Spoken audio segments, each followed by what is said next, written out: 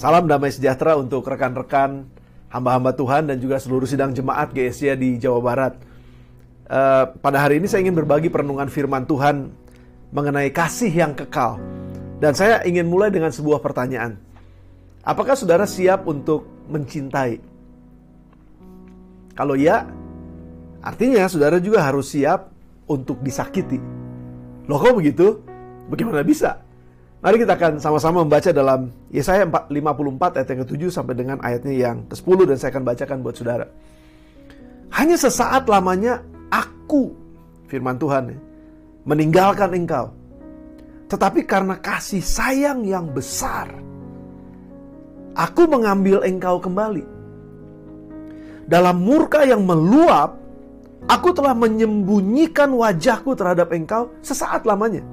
Tetapi dalam kasih setia abadi, aku telah mengasihi engkau, firman Tuhan penebusmu. Ayat 9. Keadaan ini bagiku seperti pada zaman Nuh. Seperti aku telah bersumpah kepadanya bahwa air bah tidak akan meliputi bumi lagi. Demikianlah aku telah bersumpah bahwa aku tidak akan murka terhadap engkau dan tidak akan menghardik engkau lagi. Sebab biarpun gunung-gunung beranjak dan bukit-bukit bergoyang, tetapi kasih setiaku tidak akan beranjak daripadamu. Dan perjanjian damaiku tidak akan bergoyang, firman Tuhan yang mengasihi engkau. Wow. Saudara, kita membaca bagaimana kasih Tuhan, kasih sayang Tuhan yang begitu besar, ya, kasih setia abadinya, dan juga kasih setianya itu menjadi alasan kenapa Tuhan kembali memulihkan dan mengangkat bangsa Israel yang sudah mengkhianati dia, yang sudah bahkan meninggalkan dia, bahkan menyakiti hati Tuhan. Hanya karena kasih, saudara. Dan inilah yang saya maksudkan bahwa Allah mengasihi dengan resiko dikhianati. Dia mengasihi dengan resiko ditinggalkan, bahkan disakiti. Bagaimana tidak, saudara? Dia katakan biarpun gunung-gunung beranjak dan bukit-bukit bergoyang. Apa yang terjadi ketika bukit bergoyang? Gempa bumi kan, saudara. Bukit bergoyang aja gempa bumi, apalagi gunung-gunung beranjak dari tempatnya, saudara. Bukankah itu kehancuran yang luar biasa?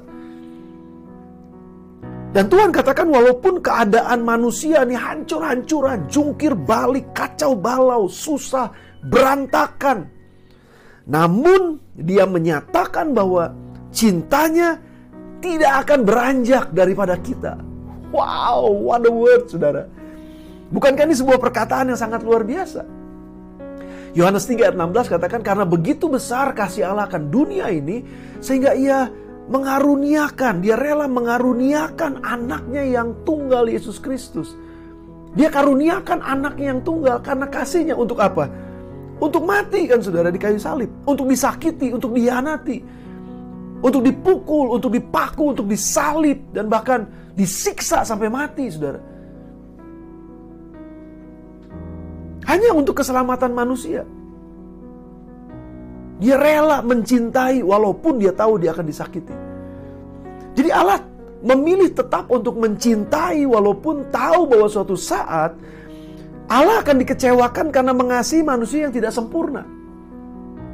Dia tahu bahwa dia akan disakiti karena mengasihi manusia yang besar egonya. Dia tahu bahwa dia akan disalah mengerti dan dibenci oleh manusia yang pengetahuan dan pengertiannya terbatas. Dan dia juga tahu bahwa dia akan ditinggalkan oleh manusia yang memiliki kemauannya sendiri. Dan dia juga tahu bahwa dia akan dikhianati karena mencintai manusia yang cintanya mudah sekali berubah. Dan dalam keputusan inilah Allah menyediakan pengampunan yang begitu besar, saudara. Rekonsiliasi dan pemulihan, penerimaan sebagai bahan bakar yang gak pernah habis dalam standar cintanya Allah ini. Dan ini adalah inisiatifnya Allah karena dia tahu bahwa hanya dengan kasihlah satu-satunya cara, satu-satunya jalan untuk menyelamatkan manusia dari kehancuran. Nggak ada jalan lain, hanya kasih. Nah, pertanyaan adalah sekarang bagaimana dengan kasih manusia? Apakah kita hanya mengasihi mereka yang mengasihi kita? Atau kita hanya menolong orang yang menolong kita? Kita berbuat baik hanya kepada orang yang berbuat baik pada kita? Bagaimana ketika kita dibenci? Apakah kita akan balas membenci? Ketika kita ditinggalkan, kita balas tinggalkan. Ketika kita dihianati, kita balas mengkhianati. Bagaimana kasihnya manusia? Untuk dapat melihat sebuah pemulihan dalam hubungan-hubungan yang ada. Dalam keluarga, dalam pelayanan. Bagaimana kasihnya manusia? Nah, Yesus memberikan perintah baru kepada kita. Yohanes pasal 13 ayat 34 sampai dengan ayat yang ke-35. Aku, kata Yesus, memberikan perintah baru kepada kamu. Apa perintahnya? Simple. Supaya kamu saling mengasihi. Saling mengasihi. Wow, Tuhan, saya udah tahu perintah itu. Oke. Tapi aku punya standar buat kamu yang baru. Apa standarnya? Kasihmu, waktu kamu saling mengasihi, caranya sama seperti aku telah mengasihi kamu. Demikian pula kamu harus saling mengasihi. Karena dengan demikian semua orang akan tahu bahwa kamu adalah murid-muridku. Yaitu jikalau kamu saling mengasihi. Nah, kan semua orang Kristen tahu hukum kasih, bahwa Allah adalah kasih. Semua orang Kristen tahu, saudara. Namun Yesus memberikan sebuah standar baru ini, bahwa kasihnya kamu tuh bukan cuma kasih manusia biasa, tapi kasih kamu adalah kasih standar, sama seperti aku, kata Tuhan, sudah mengasihi kamu yang tidak sempurna. Wow. Saudara siap untuk mencintai? Saudara juga harus siap untuk tersakiti. Nah, sebagai hamba Tuhan ya, sebagai suami, sebagai istri, sebagai anak, mungkin sebagai orang tua dalam sebuah keluarga, kita memang harus saling mengasihi, kan saudara. Namun standarnya adalah seperti Yesus mengasihi kita. Dia tahu, dia siap untuk tersakiti, namun perintahnya adalah kamu saling mengasihi. Jadi bukan satu pihak saja mengasihi, tapi saling mengasihi. Nah, apa jadinya jika standar kasih ini kita lakukan dan dilakukan dengan saling tadi, saudara? Kan ini jadi luar biasa. Kehidupan yang luar biasa karena saling mengasihi. Bisa saling menerima dan saling mengampuni. Nah, oleh sebab itu saudara, sediakanlah ruang pengampunan, kamar untuk penerimaan, dan juga rumah untuk pemulihan. Ketika kita mengasihi manusia yang tidak sempurna seperti kita. Sediakan ruang itu, saudara. Dan itulah tanda bahwa kita siap mencintai orang lain seperti Tuhan mencintai kita. Karena tanda bahwa kita adalah murid Kristus itu bukan karena kita punya gelar pendeta. Tanda kita menjadi murid Kristus bukan karena kita rajin ke gereja dan rajin pelayanan. Bukan. Yesus sendiri katakan, tanda bahwa kamu adalah muridku ketika kamu saling mengasihi dengan standar yang sama seperti aku mengasihi kamu. Wow.